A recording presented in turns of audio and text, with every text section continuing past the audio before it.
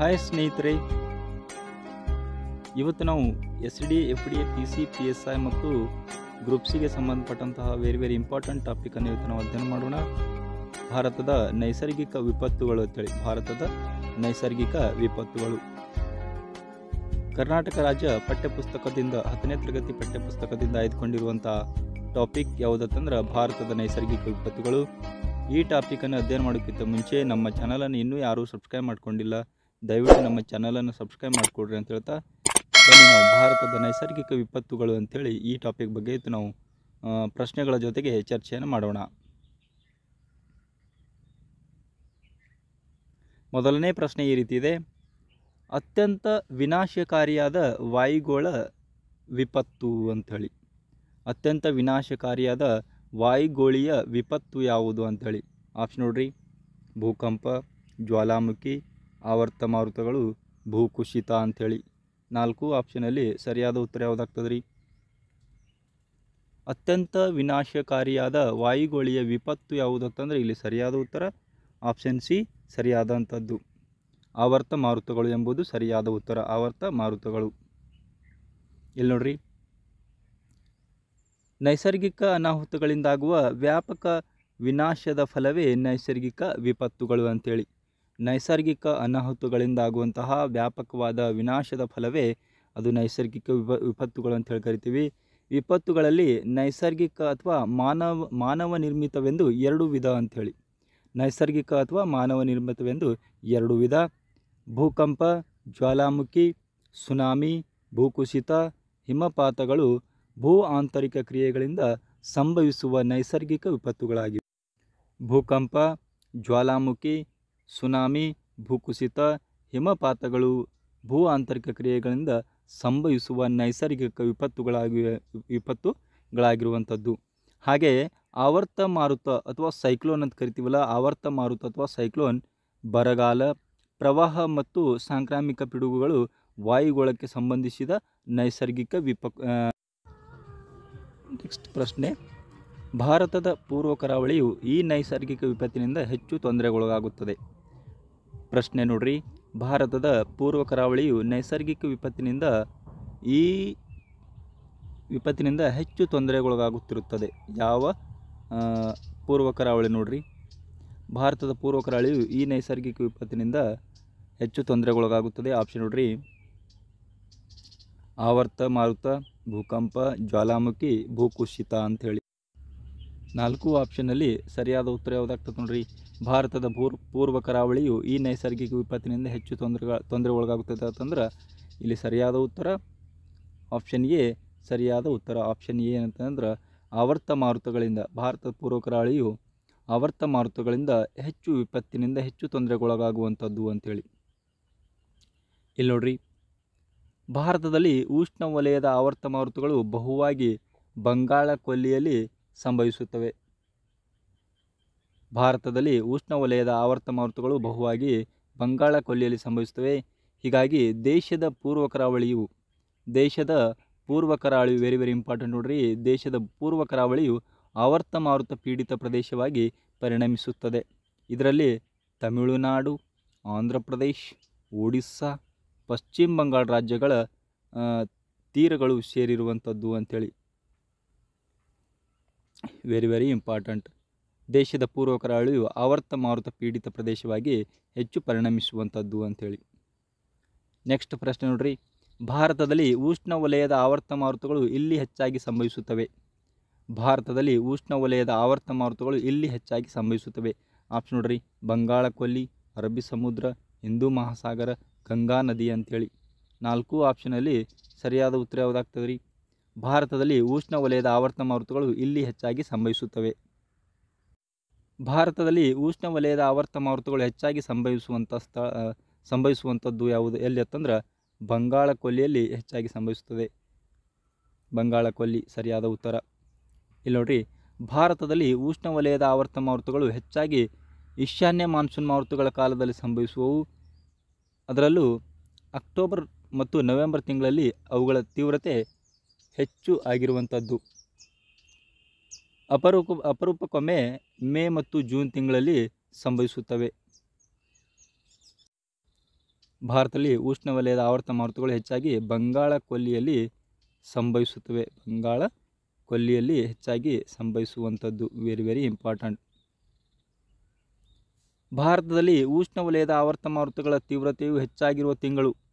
ಭಾರತದಲ್ಲಿ ಉಷ್ಣವಲಯದ ಆವರ್ತ ಮಾರುತಗಳ ತೀವ್ರತೆಯು ಹೆಚ್ಚಾಗಿರುವಂಥ ತಿಂಗಳು. ಆಪ್ಷನ್ ನೋಡ್ರಿ, January to February, December to January, October to November, December to January, February to March ಅಂಥೇಳಿ.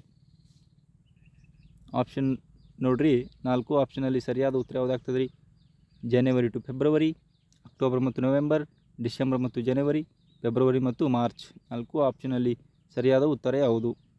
ಭಾರತದಲ್ಲಿ ಉಷ್ಣವಲಯದ ಆವರ್ತ ಮಾರುತಗಳ ತೀವ್ರತೆಯು ಹೆಚ್ಚಾಗಿರುವಂಥ ತಿಂಗಳು ಯಾವುದಂತಂದ್ರೆ ಇಲ್ಲಿ ಸರಿಯಾದ ಉತ್ತರ ಆಪ್ಷನ್ ಬಿ ಸರಿಯಾದಂಥದ್ದು. ಆಪ್ಷನ್ ಬಿ ಏನಂತಂದ್ರೆ ಅಕ್ಟೋಬರ್ ಮತ್ತು ನವೆಂಬರ್ ತಿಂಗಳಲ್ಲಿ ಭಾರತದಲ್ಲಿ ಉಷ್ಣವಲಯದ ಆವರ್ತ ಮಾರುತಗಳ ತೀವ್ರತೆ ಹೆಚ್ಚಾಗಿ ಕಂಡುಬರ್ತದೆ. Very very important. ಇಲ್ಲಿ ನೋಡ್ರಿ, ಭಾರತದಲ್ಲಿ ಉಷ್ಣವಲಯದ ಆವರ್ತ ಮಾರುತಗಳು ಹೆಚ್ಚಾಗಿ ಈಶಾನ್ಯ ಮಾನ್ಸೂನ್ ಮಾರುತಗಳ ಕಾಲದಲ್ಲಿ ಸಂಭವಿಸುವು. ಅದರಲ್ಲೂ ಅಕ್ಟೋಬರ್ ಮತ್ತು ನವೆಂಬರ್ ತಿಂಗಳಲ್ಲಿ ಹೆಚ್ಚು ತೀವ್ರತೆಯನ್ನು ಒಳಗೊಂಡಿರುವಂಥದ್ದು. ಅಕ್ಟೋಬರ್ ಮತ್ತು ನವೆಂಬರ್ ತಿಂಗಳಲ್ಲಿ ಅವುಗಳ ತೀವ್ರತೆ ಹೆಚ್ಚಾಗಿ ಕಂಡುಬರುವಂಥದ್ದು ಅಂತೇಳಿ. Very very important. ಭಾರತದ ಪರ್ಯಾಯ ಪ್ರಸ್ಥಭೂಮಿಯಲ್ಲಿ ಇದು ಸಂಭವಿಸುವುದು ಅಪರೂಪ.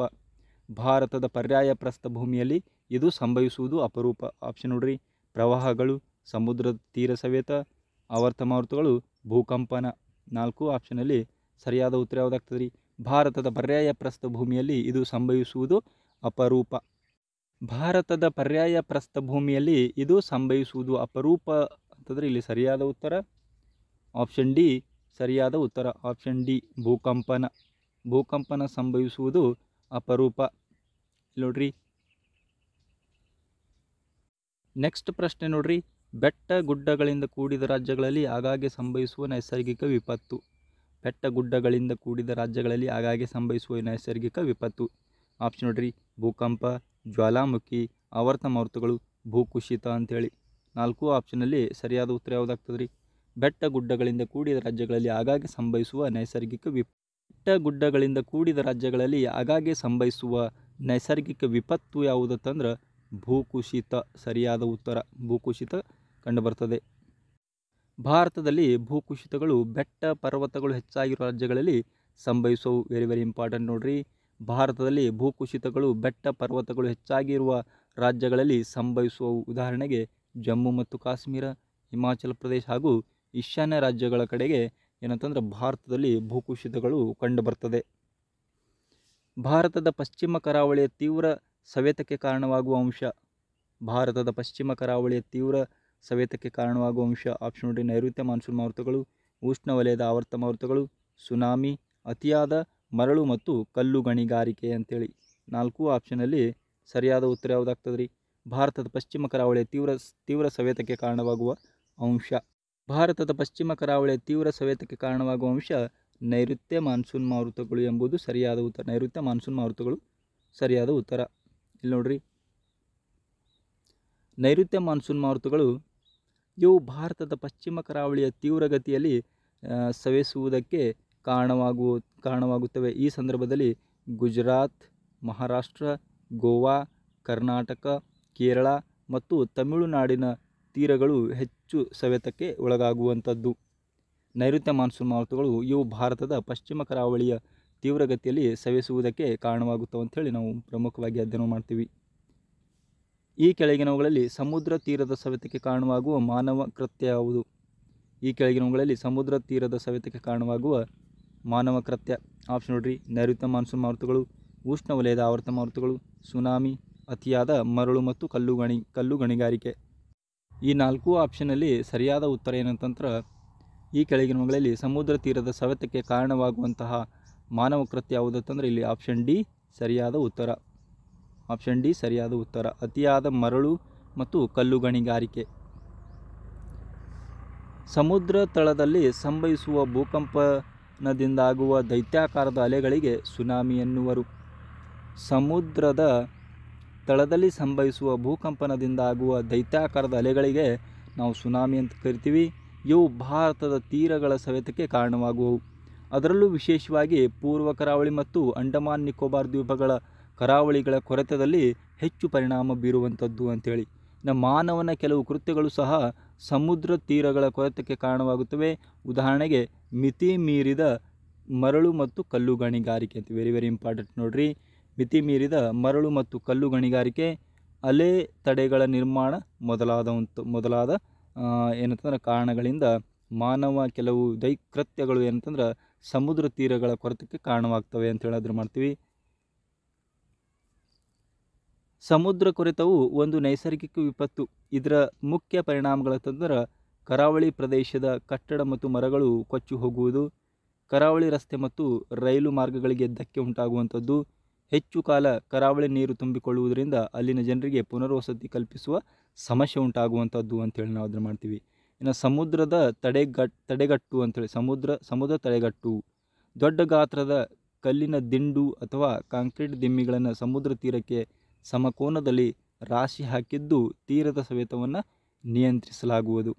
ಇನ್ನು ಸಮುದ್ರ ತಡೆಗೋಡೆ ಅಂಥೇಳಿ ಸಮುದ್ರ ಅಲೆಗಳ ಸವೆತದಿಂದ ತೀರವನ್ನು ರಕ್ಷಣೆ ಮಾಡಲು ಸಮುದ್ರದಂಚಿಗೆ ನಿರ್ಮಿಸುವಂತಹ ಗೋಡೆಯಾಗಿದೆ.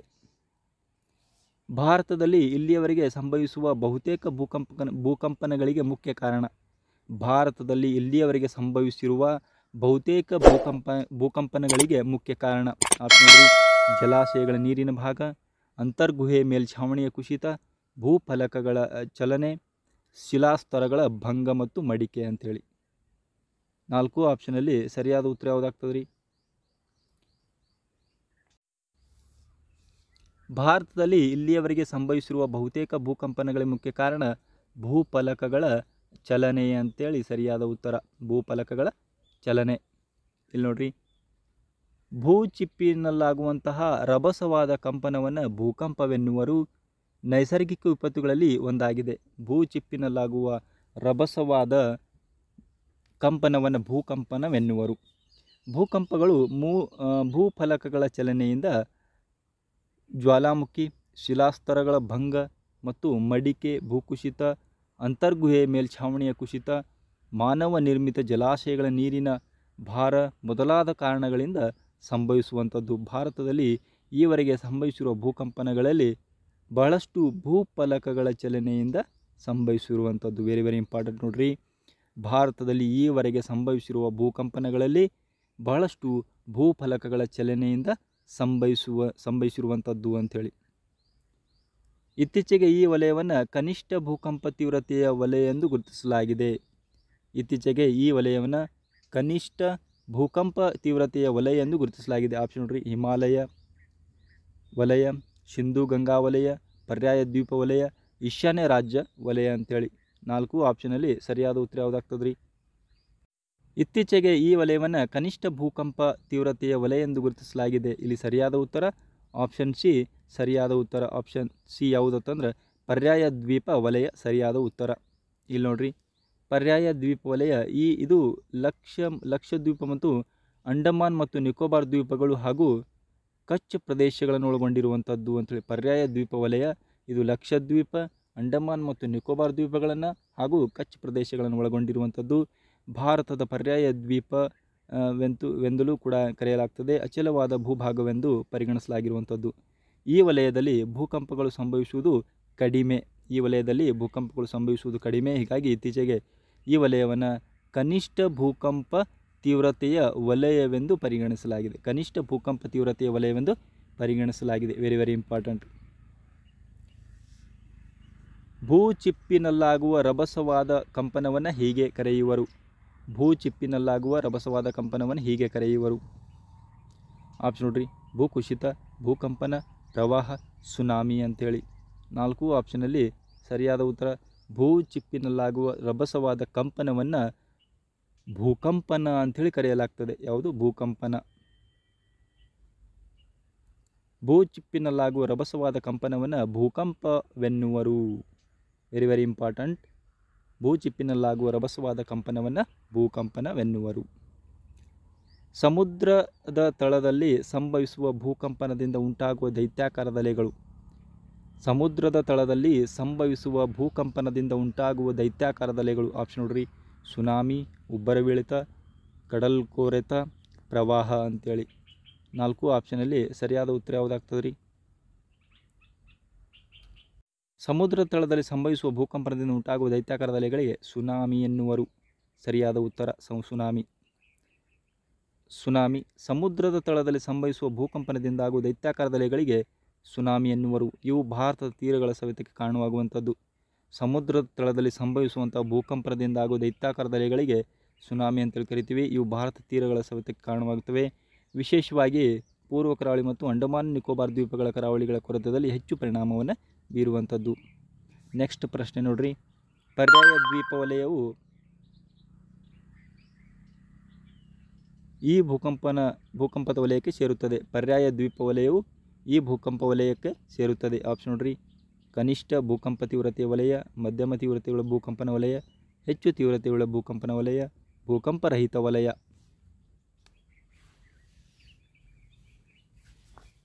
ಈ 4 ಆಪ್ಷನಲ್ಲಿ ಸರಿಯಾದ ಉತ್ತರ ಯಾವುದಾಗ್ತದೆ ರೀ? ಇಲ್ಲಿ ಸರಿಯಾದ ಉತ್ತರ ಆಪ್ಷನ್ ಎ ಸರಿಯಾದ ಉತ್ತರ. ಕನಿಷ್ಠ ಭೂಕಂಪ ತೀವ್ರತೆಯ ವಲಯಕ್ಕೆ ಸೇರಿರುವಂಥದ್ದು. ಇಲ್ಲಿ ನೋಡ್ರಿ, ಪರ್ಯಾಯ ದ್ವೀಪ ವಲಯವು ಕನಿಷ್ಠ ಭೂಕಂಪ ತೀವ್ರತೆಯ ವಲಯಕ್ಕೆ ಸೇರಿರುವಂಥದ್ದು. ಕನಿಷ್ಠ ಭೂಕಂಪ ತೀವ್ರತೆಯ ವಲಯಕ್ಕೆ ಸೇರಿರುವಂಥದ್ದು ಪರ್ಯಾಯ ದ್ವೀಪ ವಲಯ. ಅಪರೂಪಕ್ಕೊಮ್ಮೆ ಕೆಲವೇ ಆವರ್ತ ಮಾರುತಗಳು ಇಲ್ಲಿ ಸಂಭವಿಸುತ್ತವೆ. ಅಪರೂಪಕ್ಕೊಮ್ಮೆ ಕೆಲವೇ ಆವರ್ತ ಮಾರುತಗಳು ಇಲ್ಲಿ ಸಂಭವಿಸುತ್ತವೆ. ಆಪ್ಷನ್ ನೋಡ್ರಿ, ಬಂಗಾಳ ಕೊಲ್ಲಿ, ಅರಬ್ಬಿ ಸಮುದ್ರ, ಹಿಂದೂ ಮಹಾಸಾಗರ, ಗಂಗಾ ನದಿ ಬಯಲು. 4 ಆಪ್ಷನಲ್ಲಿ ಸರಿಯಾದ ಉತ್ತರ ಯಾವುದಾಗ್ತದೆ ರೀ? ಅಪರೂಪಕ್ಕೊಮ್ಮೆ ಕೆಲವೇ ಆವರ್ತ ಮಾರುತಗಳು ಇಲ್ಲಿ ಸಂಭವಿಸುತ್ತವೆ. ಇಲ್ಲಿ ಸರಿಯಾದ ಉತ್ತರ ಯಾವುದಂತಂದ್ರೆ ಬಂಗಾಳ ಕೊಲ್ಲಿ ಎಂಬುದು ಸರಿಯಾದ ಉತ್ತರ.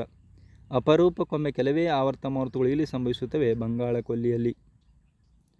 ಭಾರತದಲ್ಲಿ ಉಷ್ಣವಲಯದ ಆವರ್ತ ಮಾರುತಗಳು ಬಹುವಾಗಿ ಬಂಗಾಳ ಕೊಲ್ಲಿಯಲ್ಲಿ ಸಂಭವಿಸುತ್ತವೆ. ಹೀಗಾಗಿ ದೇಶದ ಪೂರ್ವ ಕರಾವಳಿಯು ಆವರ್ತ ಮಾರುತ ಪೀಡಿತ ಪ್ರದೇಶವಾಗಿದೆ. ಇದರಲ್ಲಿ ತಮಿಳುನಾಡು, ಆಂಧ್ರ ಪ್ರದೇಶ್, ಒಡಿಸ್ಸಾ ಮತ್ತು ಪಶ್ಚಿಮ ಬಂಗಾಳ ರಾಜ್ಯಗಳ ತೀರಗಳು ಸೇರಿರುವಂಥದ್ದು. ಅಪರೂಪವಾಗಿ ಕೆಲವೇ ಮಾರುತಗಳು ಅರಬ್ಬಿ ಸಮುದ್ರದಲ್ಲಿ ಸಂಭವಿಸುತ್ತವೆ.